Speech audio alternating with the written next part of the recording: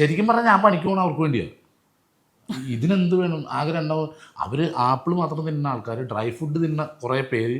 രാവിലെ ഡോഗിനെല്ലാം dry food, പിന്നെ വൈകിട്ട് മീറ്റും കൂട്ടിയിട്ട് ചോറ്.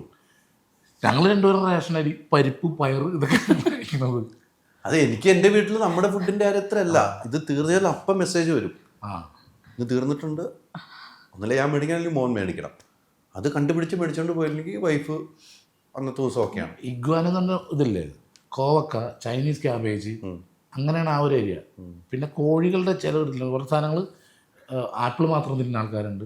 ഇതൊക്കെയാണ്. അപ്പോൾ എൻ്റെ നെട്ടൂർ മാർക്കറ്റിൽ കൂട്ടുകാരുണ്ട് ഇഷ്ടം പോലെ കച്ചവടം. അപ്പോൾ അവർക്കൊക്കെ അറിയാം, ഒരു പ്രശ്നമുള്ള ബോക്സൊക്കെ മാറ്റി വെച്ചിട്ട് അപ്പം തന്നെ വിളിച്ച് കഴിഞ്ഞാൽ നമ്മൾ ആ ഏരിയ മാത്രം ചെത്തിക്കളഞ്ഞാൽ മതി. അങ്ങനെ കുറച്ചുണ്ട്. പിന്നെ അവിടെ ഹോൾസെയിലായിട്ട് ഡോഗ് ഫുഡ് കൊടുക്കുന്ന ഷോപ്പുണ്ട്. അവിടെ ചാക്കൊക്കെ ഇച്ചിരി പൊട്ടിക്കഴിഞ്ഞാൽ വിളിക്കും അവർ. അവർക്കത് പിന്നെ കയറ്റി വിടാൻ പറ്റില്ല. പിന്നെ 1 മാസം ഉള്ളൂ തീരാൻ, ഡേറ്റ് തീരാനെങ്കിൽ കടക്കാരെടുത്ത് പോകില്ല. അപ്പോൾ അതൊക്കെ അങ്ങനെയൊക്കെ നമുക്ക് കുറേ ഗുണമുണ്ടായിട്ടുണ്ട്. അങ്ങനെ ഉണ്ടായിട്ടുണ്ടല്ലേ. പക്ഷെ അതിൽ നിന്നൊക്കെ മാറി ഇപ്പോൾ ഒരു ഫ്ലാറ്റിൽ ജീവിക്കുന്ന ജീവിതം വല്ലാത്തൊരു ജീവിതമാണ് നിങ്ങൾ. അല്ല, ഇത് പറയാതിരിക്കാൻ പറ്റില്ല.